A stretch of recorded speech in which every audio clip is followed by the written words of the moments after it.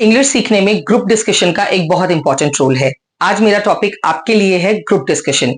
क्यों group discussion हमें करना चाहिए, क्यों ये जरूरी है, क्या इसकी इंपॉर्टेंस है, इसी पे हम आज बात करने वाले हैं।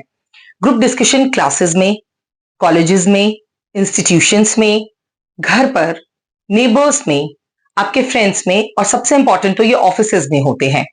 ग्रुप डिस्कशंस का रोल जो होता है वो ये होता है कि आप अपने व्यूज कैसे रखते हैं, क्या उनका मतलब है, कितने वो इंपॉर्टेंट है, कितने आप लॉजिकल हैं और कितना अच्छा रिजल्ट या आउटकम आपकी बातों से दूसरों को मिल सकता है या किसी प्रॉब्लम का सोल्यूशन मिल सकता है। ये हमारा सबसे इंपॉर्टेंट पार्ट है इंग्लिश लैंग्वेज लर्निंग का। क्यों है? आपका ग्रुप डिस्कशन मैंने आपको बता ही दिया कितने फील्ड्स में किया जाता है, और ग्रुप डिस्कशन इसके साथ कुछ फीचर्स होते हैं। जब आप ग्रुप डिस्कशन में इन्वॉल्व हैं और इतने इंपॉर्टेंट डिसीजंस ले रहे हैं, चाहे वो ऑफिस है, रोल प्ले है, क्लास है, नेबर्स हैं, अगर हम कोई बात डिस्कस कर रहे हैं तो of course we are searching for some solutions, या फिर we are discussing some problems, और इधर we are discussing some plans.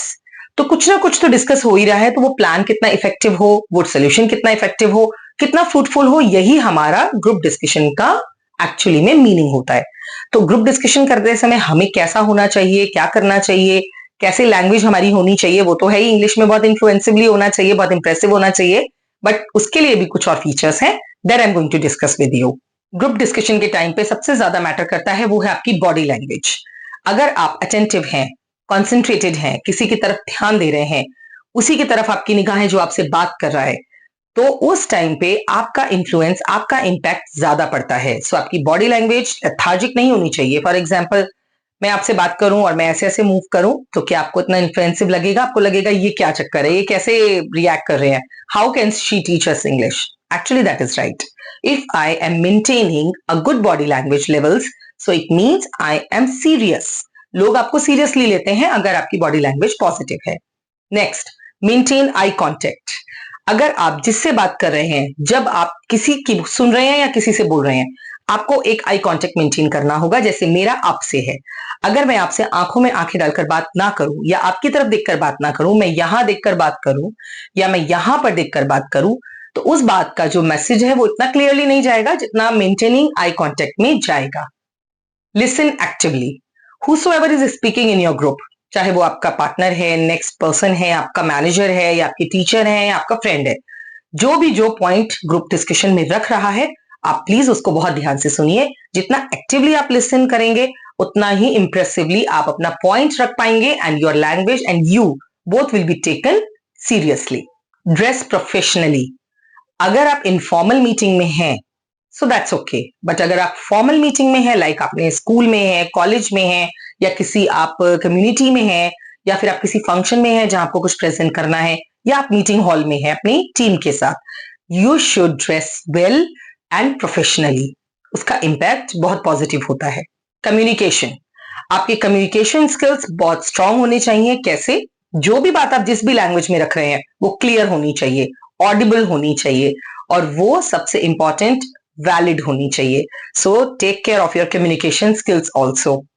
अगर हम ग्रुप में होते हैं तो किसी भी पॉइंट को डिस्कस करने के लिए हमारे पास 2 या 3 ही मिनट होते हैं, क्योंकि छोटी सी एक मीटिंग में बहुत सारे लोगों को अपने ओपिनियंस प्रेजेंट करने होते हैं।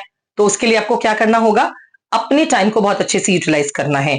किसी भी ग्रुप डिस्कशन में आपको 2 मिनट्स की टॉक करनी है, 3 मिनट्स की टॉक करनी है, लेकिन उस 2 to 3 मिनट्स में आपको इफेक्टिव सॉल्यूशंस या ओपिनियंस प्रेजेंट करने हैं। So don't waste time and talk relevant. Do not shout.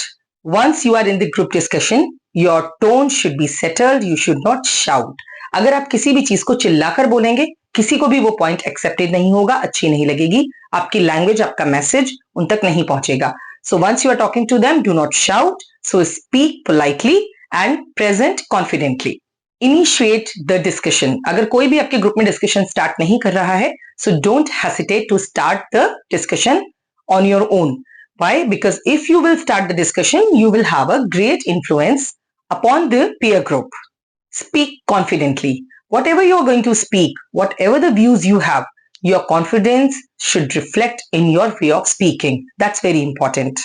Next, we can discuss, if in case you are hesitant in speaking among the group people, then what you can do? Practice the session at home if you are aware of the topic. And then आप अपने पास जहां भी team आपकी है वहां पर आइए और अपने टीम के सामने अपनी प्रैक्टिस के किए हुए एक्सपीरियंस को आप रख सकते हैं, so it will be better of course. Don't be aggressive. अगर आप एग्रेशन के साथ कोई भी पॉइंट रखते हैं, टीम्स में बहुत सारी ऐसी बातें होती हैं, ये टॉपिक ऐसा होता है कि एग्रेशन आ जाता है, बट अगर आप मेच्योर हैं, if you have good language skills, आप अपनी इंग्लिश के थ्रू अपने एग्रेशन को कंप्रेस कर सकते हैं एंड अपने कोई भी पॉइंट को पॉजिटिवली रिफ्लेक्ट या प्रेजेंट कर सकते हैं।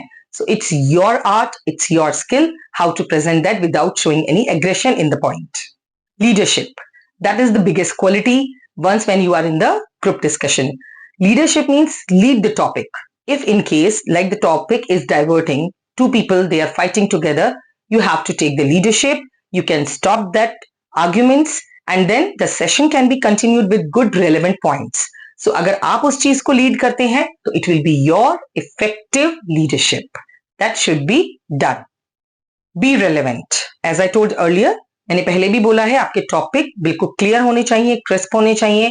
जिस बारे में बात ग्रुप डिस्कशन के लिए हो रही है, जो टॉपिक है वो टॉपिक मिस नहीं होना चाहिए। आपका जो पॉइंट्स हैं वो सब उसको कवर करने चाहिए। सो अगर आप रेलेवेंट पॉइंट्स देंगे तो everybody will listen to you, you will have a good impression upon your peer group and your language that will also improve.